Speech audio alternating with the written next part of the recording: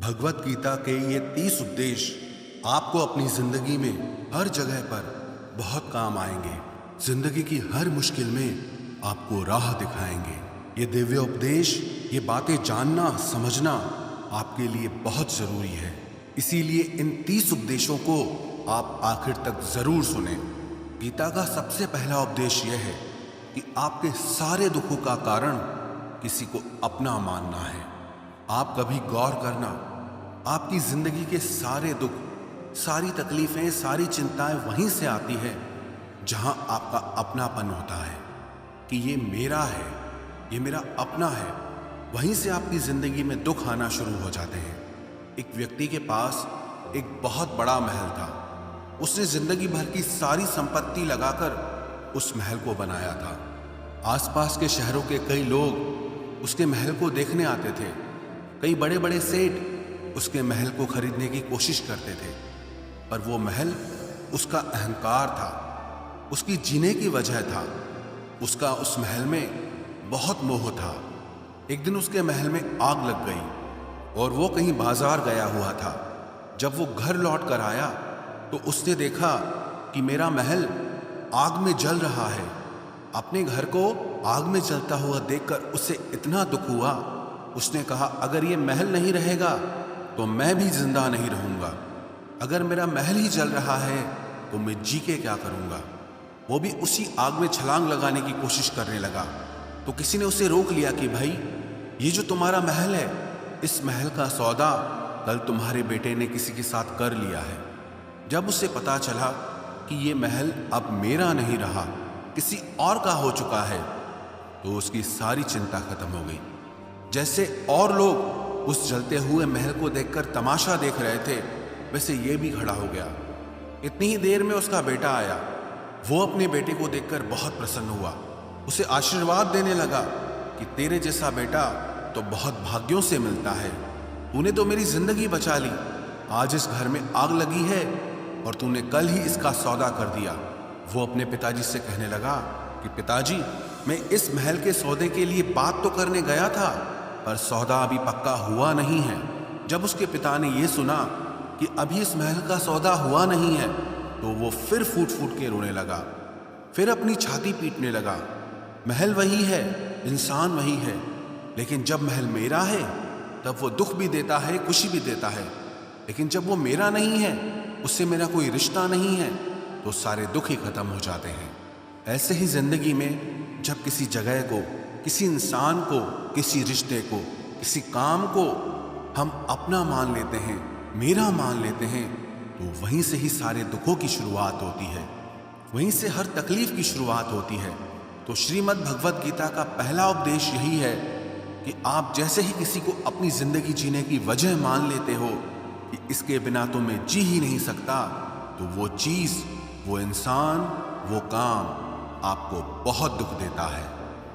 गीता का दूसरा उपदेश यह है कि अवश्यमेव भोक्तव्यम कृतम कर्म शुभाशुभम, कि आपने कोई भी कर्म किया हो उसका फल आपको जरूर भोगना पड़ेगा। अगर आपने अच्छे कर्म किए हैं तो जाने अनजाने किसी मुश्किल वक्त में आपको वो आपके अच्छे कर्म उस मुश्किल वक्त से बचा लेंगे। अगर आपने गलत कर्म किए हैं, पाप किया है, तो उसकी सजा भी आपको जरूर मिलेगी। वो इंसान कितना ही छुप कर कर्म करे, चाहे वो कितना ही चालाकी से कर्म करे, लेकिन कहते हैं कि उस परमात्मा के, ईश्वर के चारों तरफ कैमरे लगे हुए हैं। हमारे एक एक कर्म पर वो प्रकृति, वो परमात्मा अपनी दृष्टि बनाए रखते हैं। हमारे एक एक कर्म का हिसाब होता है। एक गांव में दो मित्र रहते थे। उन दोनों ने विचार किया कि इस गांव में हम धन नहीं कमा पा रहे। वो दोनों धन कमाने के लिए शहर में चले गए। कुछ वर्ष वहां रहकर उन्होंने काफी धन कमाया। फिर सोचा कि अब हम अपने घर वापस चलते हैं, पर्याप्त मात्रा में हमने धन कमा लिया है। उस समय पे यातायात की इतनी सुविधाएं नहीं होती थी। वो अपने बैलों पर ही यात्रा कर रहे थे। चलते चलते मार्ग में रात हो गई, तो उन्होंने विचार किया, आज रात हम यहीं विश्राम करते हैं। एक मित्र ने कहा कि मैं यहाँ पर रहकर धन की रक्षा करता हूँ, तुम बाजार जाकर भोजन की व्यवस्था कर लो। जब वो मित्र बाजार गया तो उसके मन में पाप आ गया। उसने कहा, इतना पैसा हमने कमाया है, अगर मैं इसको यहीं जंगल में मार दूं तो सारा पैसा मेरा हो जाएगा, नहीं तो मुझे इसका आधा धन इसको देना पड़ेगा।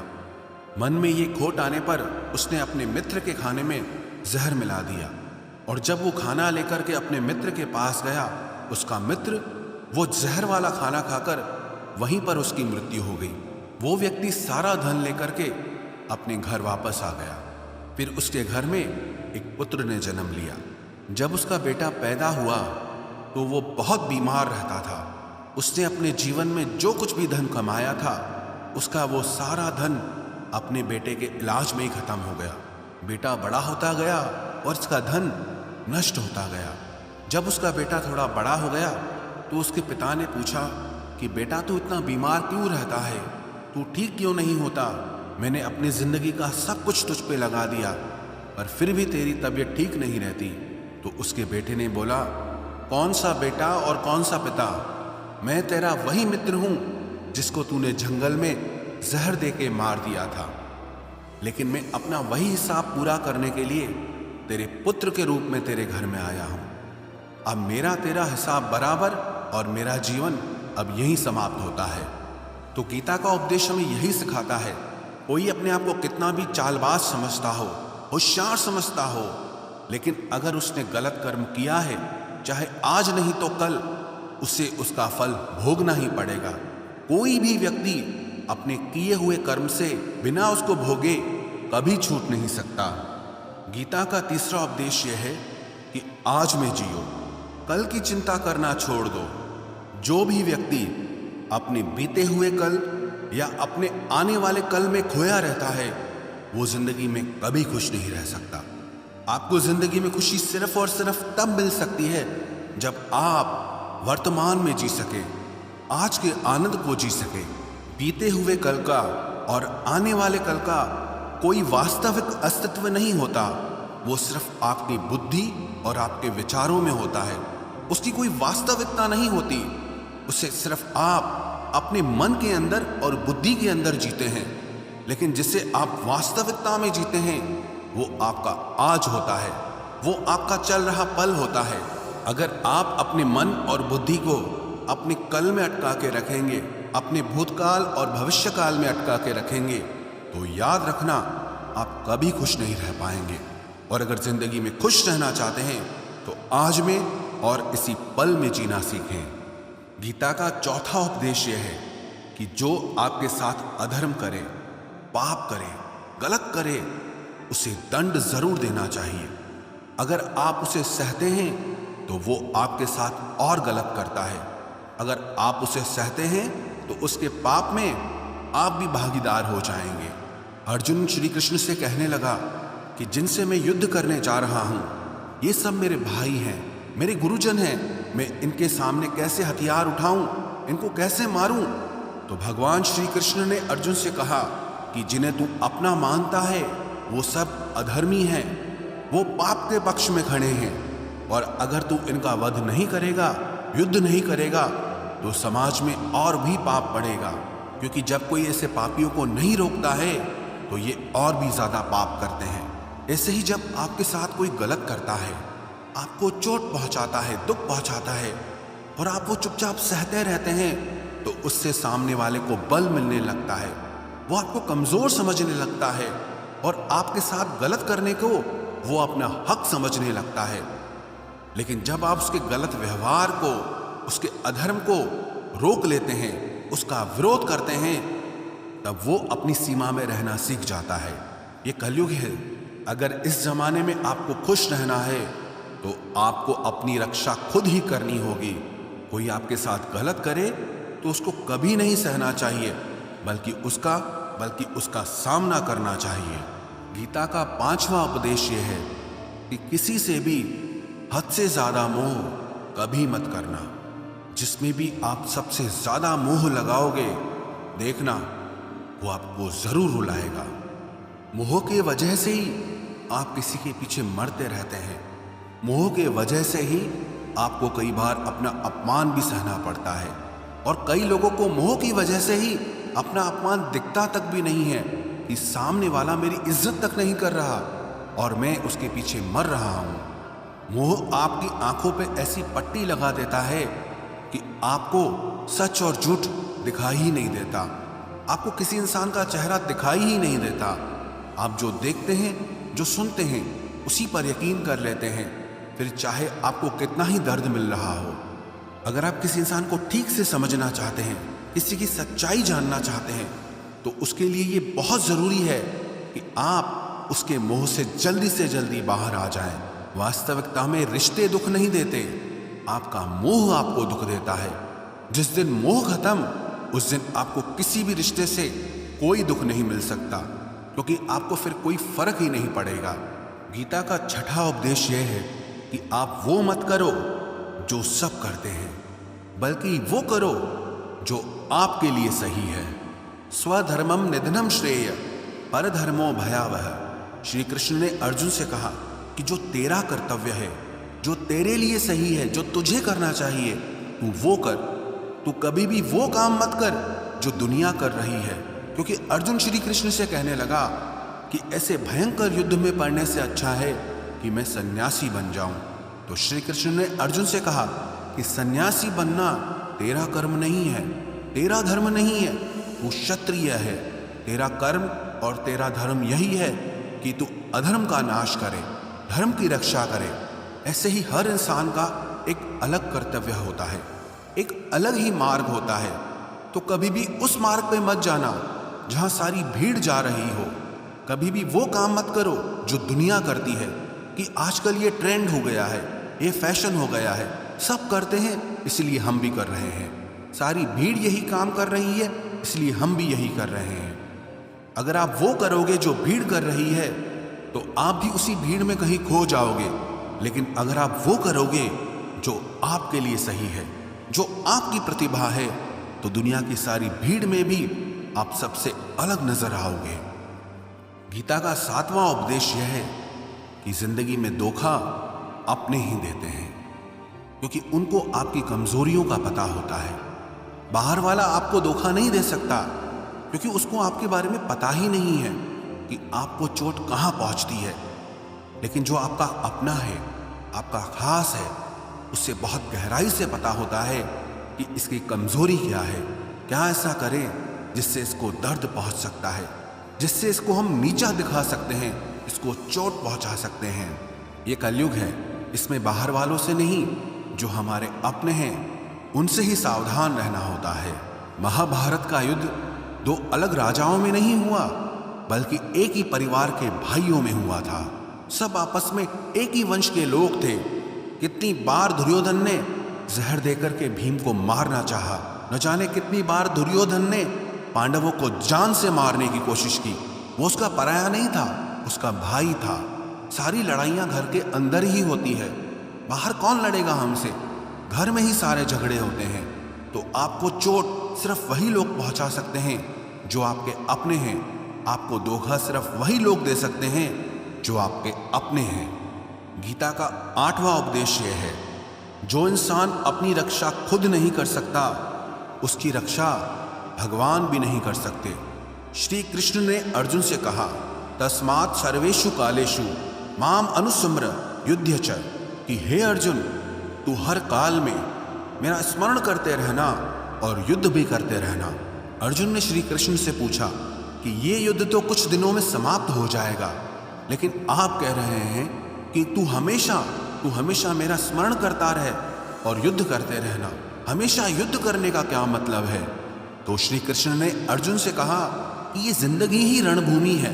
इस जीवन में सुख दुख आते रहेंगे और तुझे उनका डट के मुकाबला करना है। श्री कृष्ण ने ये नहीं कहा कि तू चुप करके बैठ जाना और मैं लड़ाई करूंगा। बहुत गहराई है गीता के ज्ञान में। हमारे जीवन की डोर भी संभाल के ईश्वर बैठे हैं, लेकिन युद्ध हमें ही करना है। ईश्वर को याद करना है कि हे ईश्वर, मुझे शक्ति देना, मुझे समझ देना, मुझे बुद्धि देना, ताकि मैं अपनी जिंदगी की सारी लड़ाइयां जीत सकूं, मैं जिंदगी में सही मार्ग पे चल सकूं। लेकिन आपको अपनी लड़ाई भी खुद लड़नी पड़ती है। जो लोग ये कहते हैं कि हम कुछ नहीं करेंगे, सब वो ईश्वर करेगा, तो कहते हैं कि आलसी इंसान को देखकर तो भगवान भी घबरा जाता है। कि ये कुछ नहीं करेगा। भगवान ने बुद्धि दी है, समझ दी है, ईश्वर आपको प्रेरणा देते हैं, शक्ति देते हैं, लेकिन आपको अपनी रक्षा स्वयं ही करनी होगी। गीता का नवा उपदेश यह है कि कोई भी ऐसी गंदी आदत खुद को मत लगने देना जो आपकी जिंदगी बर्बाद कर दे। कहीं ना कहीं महाभारत का ये युद्ध एक जुआ की आदत की वजह से ही शुरू हुआ था। सारा खेल वहीं से शुरू हुआ था। एक ऐसी जुआ की लत जहां युधिष्ठिर ने अपने भाइयों को दांव पर लगा दिया, अपनी पत्नी को दांव पर लगा दिया, ऐसा जीतने का नशा कि अपना सब कुछ गंवा दिया। ऐसे ही हम भी अपनी जिंदगी में जब कोई ऐसी गंदी आदत लगा देते हैं, चाहे वो कोई भी हो, चाहे वो नशे की हो, मोबाइल की हो, किसी इंसान की हो, कोई गलत काम करने की हो, कोई भी गलत आदत जो आपको बर्बाद कर सकती है, अगर आप उसको नहीं छोड़ोगे तो आपका सब कुछ खत्म हो जाएगा। इससे पहले कि आपकी आदत आपको खत्म करे, आप अपनी गलत आदतों को खत्म कर दीजिए। गीता का 10वां उपदेश यह है कि आलसी इंसान कभी कुछ हासिल नहीं कर सकता। अधिकतर लोग सिर्फ योजनाएं बनाते रहते हैं कि मुझे बड़ा घर चाहिए, मुझे बड़ी गाड़ी चाहिए, मैं दुनिया घूमना चाहता हूँ। क्या क्या चाहिए ये हर कोई सोच लेता है, लेकिन उस पर मेहनत करना वो बहुत कम लोग करते हैं। क्योंकि चाहना बहुत आसान है, लेकिन उसके लिए कर्म करना वो बहुत मुश्किल है।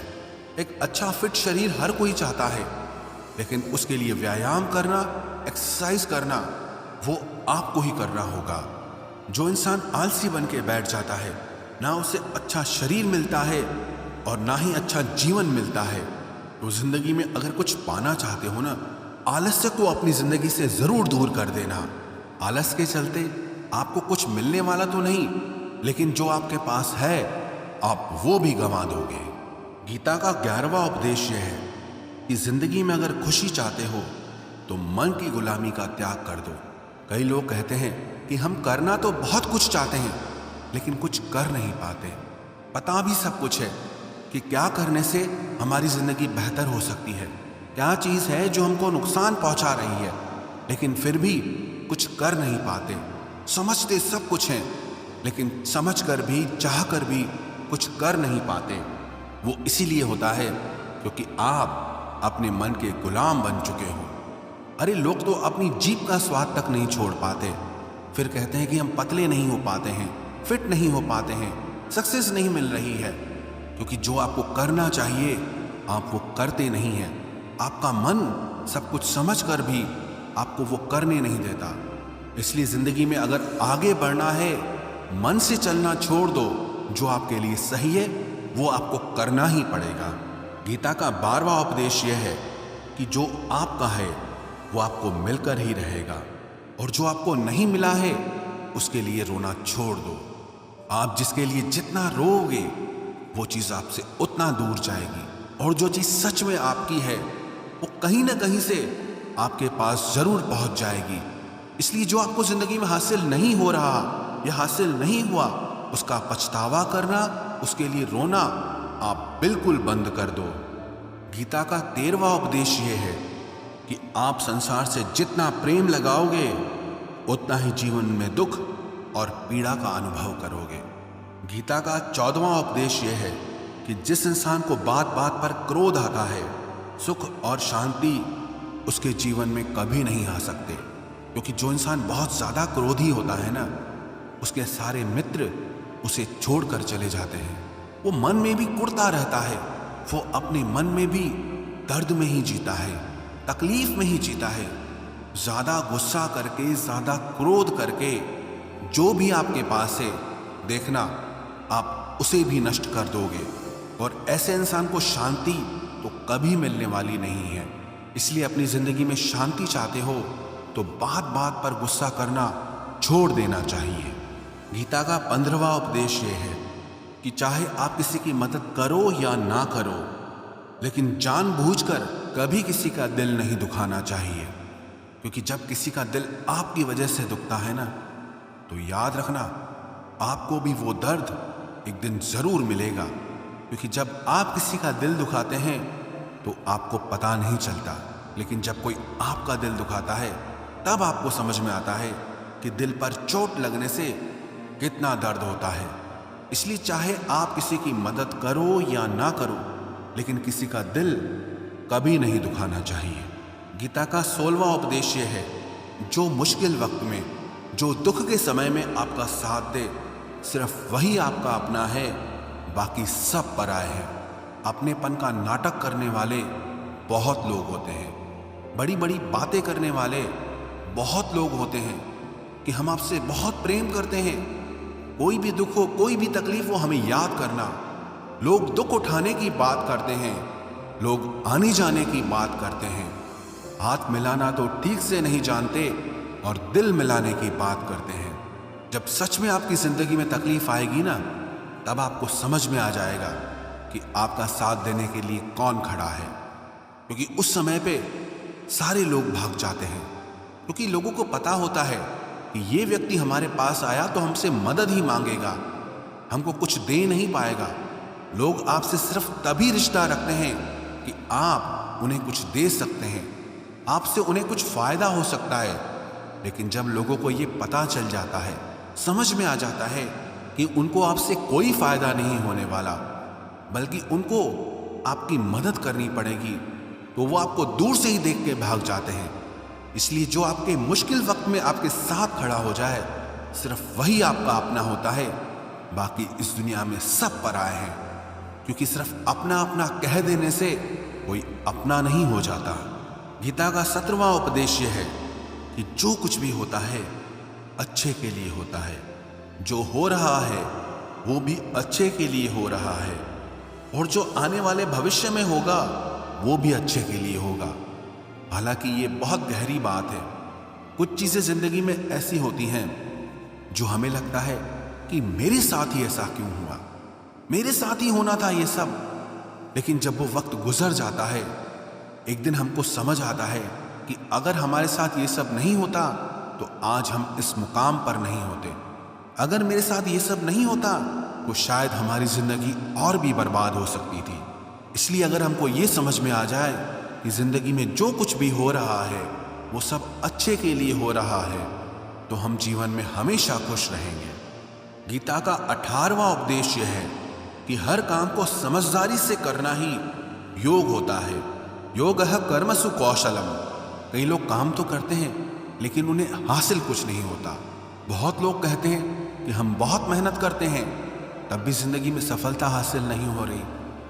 बहुत कुछ करने से, बहुत मेहनत करने से आपको सफलता नहीं मिलेगी, लेकिन सही तरीके से, समझ के साथ काम करने से आपको जिंदगी में सफलता जरूर मिलेगी। गीता का 19वां उपदेश यह है कि कभी भी किसी भी चीज की अति नहीं करनी चाहिए। कोई भी चीज हद से ज्यादा मत करना। किसी से प्रेम भी हद से ज्यादा मत करना। किसी से नफरत भी हद से ज्यादा मत करना।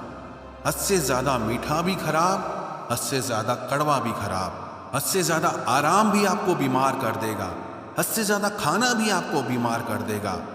हद से ज्यादा भूखा रहना भी आपको नुकसान पहुंचाएगा, और हद से ज्यादा जागना भी आपको बहुत नुकसान पहुंचाएगा। तो जीवन को संतुलन के साथ जीना चाहिए।